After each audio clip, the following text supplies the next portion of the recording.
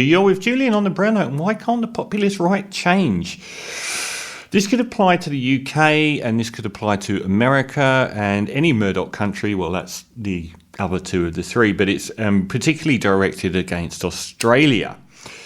So we've had a raft of elections since the Scott Morrison insanity balloon went up, and everyone has been a defeat for the populist right, including the election in New South Wales finally getting rid of the Liberal Party from the mainland in Australia, and that was quickly followed by the Ashton by-election in Victoria, where the media didn't feel it was important to make a big thing about how the Liberal candidate is married to the political editor of the Murdoch Press Herald Sun for some reason, but we all made sure that it was widely out there, and they lost. So that was the first time in 100 years that a opposition party had lost a by-election. Or at least, I think that, I'm not sure exact, I think it was a sitting government had won a seat off of the incumbent party in that particular seat after they'd already been elected. But it was a 100-year first anyway. Now, you would think that the populist right, which has dominated the Liberal Party in Australia since Tony Abbott, and in the UK with Boris, and in America with Trump and so on, led by the Murdoch Press, you would think that they would greet election losses a bit differently, that they would be a bit more self-aware, and they would notice that the public is continually not voting for their populist right-wing persona. But they're not changing, and there is a reason, a very, very good reason for that. So every time that they've lost an election, there have been all the talking heads on Sky News at night and in the Murdoch Press and to the populist right of the Liberal Party itself, and people like Barnaby Joyce, all saying the same thing. The Liberals lost because they weren't right-wing enough. Now, it's a pretty easy accusation to shoot down, given that the public are continually voting to the left of the Liberal Party. They are saying that the Liberal Party should be even further to the right because they're not picking up all these genuine Conservative voters. What do you think, guys, that these genuine Conservative voters are voting for the Labour Party until you go even further right-wing? It is one of the most batshit crazy possible answers, and as a lefty, myself, it's great, because the longer they do this, the more elections they'll lose, and they'll never understand why. We were all gobsmacked that they greeted populist right goon Scott Morrison leaving by putting in the most right candidate in his place they could get in Peter Dutton. You would expect them to go for some female that was a teal. You know, someone that believes in climate change and same-sex marriage, but is still a Liberal. But no. And whenever these people rise up in the party, like Malcolm Turnbull, they get shot down by their own people. So what is this reason?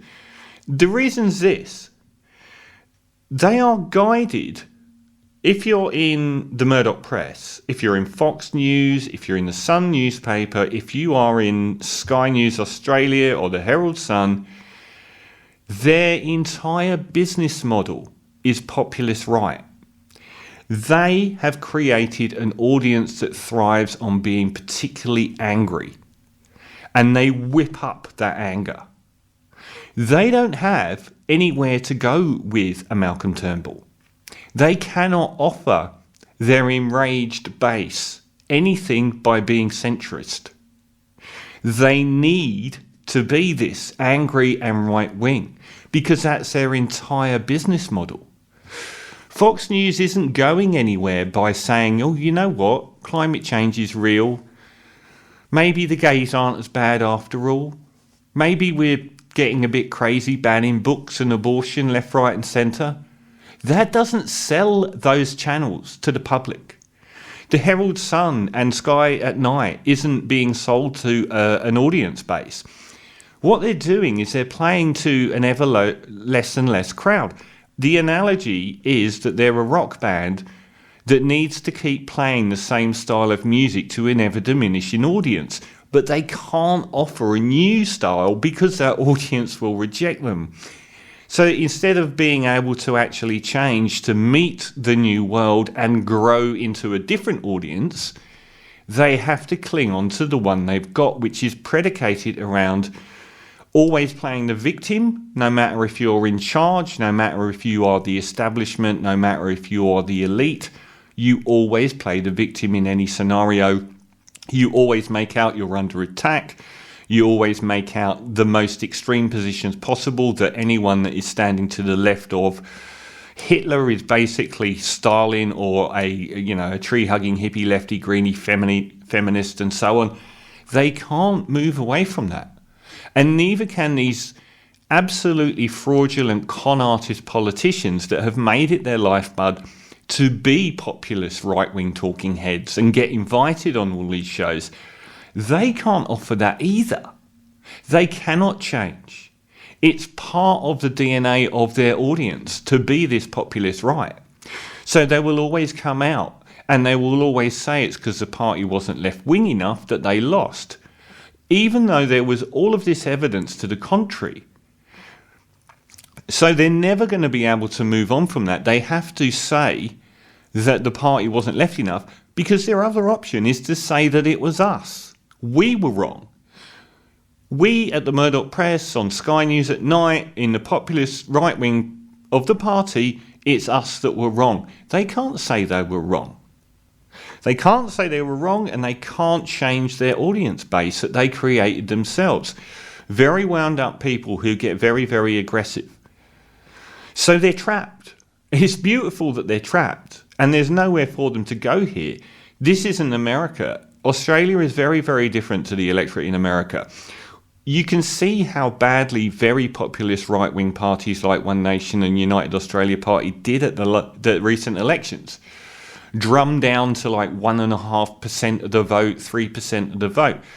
That Trump audience is tiny in Australia. They don't exist. They're very loud. They get reported on. They get reported on even in the ABC.